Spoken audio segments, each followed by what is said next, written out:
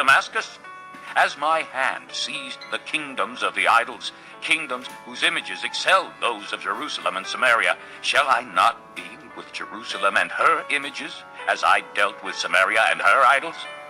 When the Lord has finished all his work against Mount Zion and Jerusalem, he will say, I will punish the king of Assyria for the willful pride of his heart and the haughty look in his eyes.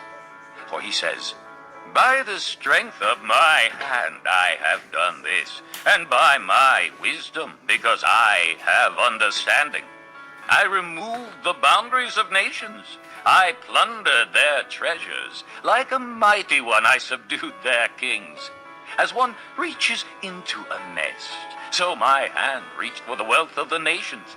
As men gather abandoned eggs, so I gathered all the countries. Not one flapped a wing or opened its mouth to chirp. Does the axe raise itself above him who swings it, or the saw boast against him who uses it?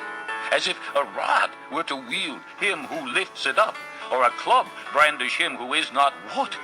Therefore the Lord Almighty, will send a wasting disease upon his sturdy warriors. Under his pomp a fire will be kindled like a blazing flame. The light of Israel will become a fire, their Holy One a flame. In a single day it will burn and consume his thorns and his briars. The splendor of his forests and fertile fields it will completely destroy, as when a sick man wastes away. And the remaining trees of his forests will be so few that a child could write them down.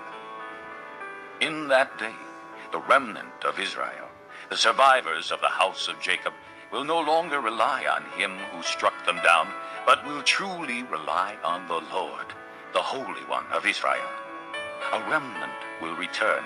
A remnant of Jacob will return to the mighty God. Though your people, O Israel, be like the sand by the sea, only a remnant will return. Destruction has been decreed, overwhelming and righteous. The Lord Almighty, will carry out the destruction decreed upon the whole land. Therefore, this is what the Lord Almighty says.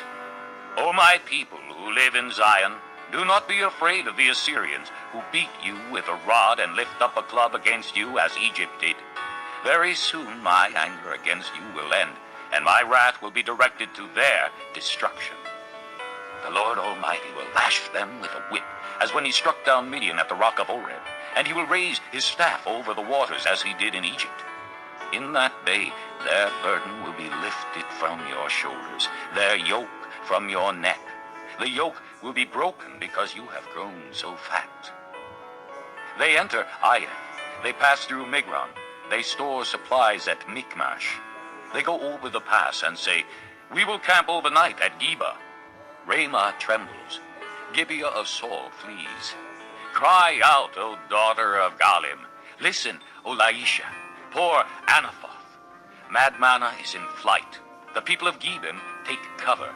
This day they will halt at Nob. They will shake their fist at the mount of the daughter of Zion, at the hill of Jerusalem. See, the Lord Almighty will lop off the boughs with great power. The lofty trees will be felled, the tall ones will be brought low. He will cut down the forest thickets with an axe. Lebanon will fall before the mighty one. Chapter 10.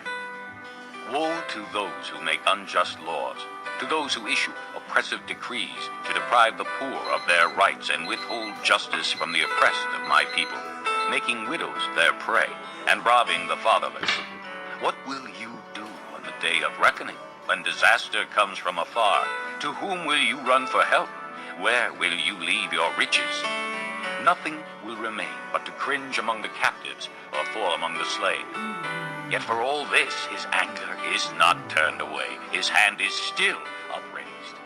Woe to the Assyrian, the rod of my anger, in whose hand is the club of my wrath. I send him against a godless nation. I dispatch him against the people who anger me, to seize loot and snatch plunder and to trample them down like mud in the streets. But this is not what he intends. This is not what he has in mind. His